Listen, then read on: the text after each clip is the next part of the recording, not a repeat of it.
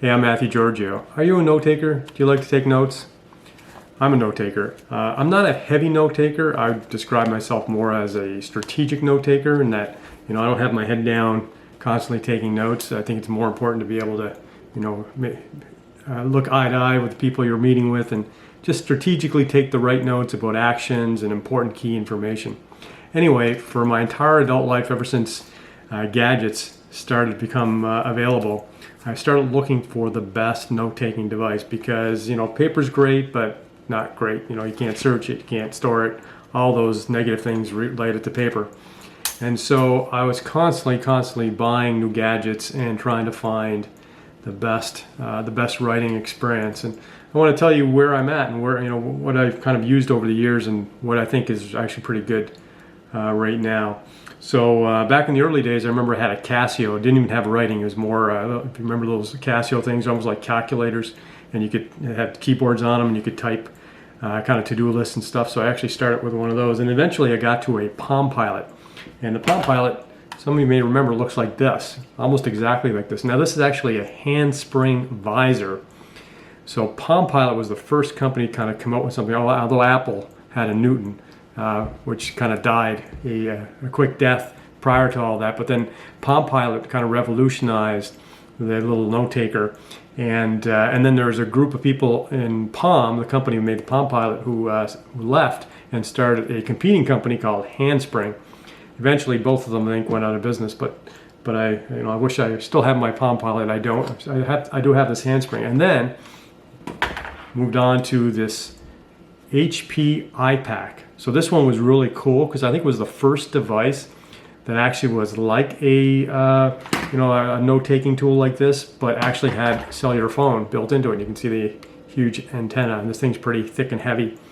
So I think it was actually the first device to combine all those things. HP iPack, IPAQ, and this was before the iPhone, and then shortly after the iPhone was created and killed everybody. Although the iPhone, as you know, doesn't have a pen. So then I moved on to, what do I have here? I moved on to this. This is Microsoft Surface tablet. This is the actually version 1, the original Surface tablet. And this was actually a pretty good writing experience, I have to say. I did enjoy it at the time, and the new Surface tablets are even more impressive, of course. But there's a problem with these devices, and people don't often think about this until they buy one, start working with it.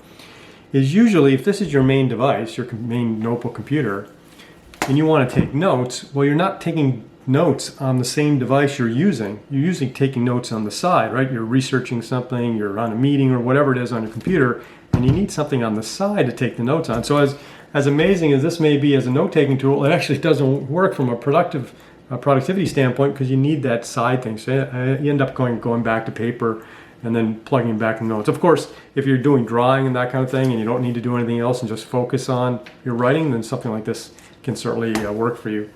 And Microsoft has a couple of versions out after this original one here. And of course, the iPad a couple of years ago, the iPad tablet now has a pen. I haven't actually purchased the iPad tablet. I felt it was too big, too large, and I didn't want a pen that needed to be charged. So I really don't like having to charge up pens. And so I eventually moved on to this. This is a Galaxy 10-inch tablet. I think it's called a Tab A, worth a few $100. It's probably 6 years old now. I think you might still be able to get something similar. And Galaxy has a phone that is smaller and uses the same what they call an S Pen. Nice simple little pen, and this I have to say is a pretty good experience as well, except here's the problem with all these computer experiences and even tablets is you constantly have to turn them on, right? They're always turning themselves off, and you have to turn it on, and then you usually have to lock themselves, the lock screen, so you have to swipe the lock screen, and sometimes your app has switched and then you got to switch to the other app. And I just find that really inconvenient. If you're constantly taking notes at different times during the day, this idea of having to constantly turn these things on, switch to your app, and then you also have the issue of when your hand rests on the device. Some devices are better than others for sensing that or negating that from the app, but I just find that causes problems too. So as good as a writing experience I found this, I also found it inconvenient because of all those reasons where, you know, you just constantly having to unlock and switch apps and launch apps. And I even found, like, I used OneNote, and I've tried a variety of ones like Evernote and that kind of thing. But I just find they're not designed very well. And, you know, despite all the money that goes into those apps. So now, here's what I have now. This is the Remarkable tablet. The Remarkable, and that's pretty cool, it's got a little magnet at the end so you can hold your pen. The Remarkable tablet came out maybe 5 years ago, the version 1, I think, and it's from Europe. And their whole focus was to create a device that was strictly for note-taking, nothing else. No apps, no internet surfing, no nothing, just note-taking.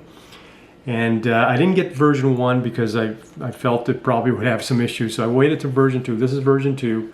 Came out about 1.5 years ago, maybe 2 years, 1.5 years, I think. I was on. I got one of the first ones that came out. I was on on one of these waiting lists for a long time to get it, and I have to say it's quite good. It's quite good. The great thing about, it's really light. It's about the size of a piece of paper. Nice big solid pen. Feels good. You don't have to worry about charging it. One click turns on right away. It's already turned on, so you don't have to wait for anything. There's no swiping, no anything. It's right there. This is it. It's ready to write. So I can start writing. I don't know if you probably can't even see that, but let me just turn that on. Here we go. It's because I had the eraser on. There it is. It has and now their claim to fame is not only is it simple, but they want to make it feel as much like paper as possible, because a lot of the other devices, like this, feels like you're writing on glass, and that is true. It does feel like you're writing on glass, and now the pen can change and help that, but this is definitely the closest to paper writing experience you're going to find. And it's really simple. It's basically grayscale, so you can't do any color. Everything you need is easily accessible. There's nothing that gets in your way. You don't have to worry about your hand resting on it causing any issues. So it is a really great experience. The only thing that are negative about it, one is it's kind of slow. So like when you have to navigate from page to page or up to the menus to select different notebooks and that kind of thing, I do find it quite slow. But it's not a deal breaker at all. And then it's pretty pricey. I can't remember what the price is now. Probably anywhere from $400 to $600, depending on it's US or Canadian dollars. So it is pricey for a dedicated notebook system. But if you're into taking notes and writing, I definitely recommend you give this a try, because I think from all the things I've tried over the years, it's probably the best experience. Now, some may say the Apple iPad is a great experience, and that might be true. I haven't tried it. But now you're paying, huge money for an iPad, and it does a whole bunch of other things, which is cool too. But then it's thicker and heavier, and it's just a different type of experience. This is, if you want to replace paper, and this is probably the closest thing you're going to get. The other, since I have you here, if you're still listening, another tip I'll give you is I spend my career solving complex problems all the time, developing complex games, simulations, complex business issues. And I'm always solving problems in my head, but I find it so much more helpful to have a writing device in front of you, not even a typing device, a writing device in front of you, so you can just start doodling ideas, numbers, whatever's in your head. And I can tell you, that's a quick tip for anybody trying to solve a complex problem. Just start putting things on paper. It really helps your mind structure its thinking. Anyway, give it a try. Hope you found this helpful. I'm Matthew Giorgio.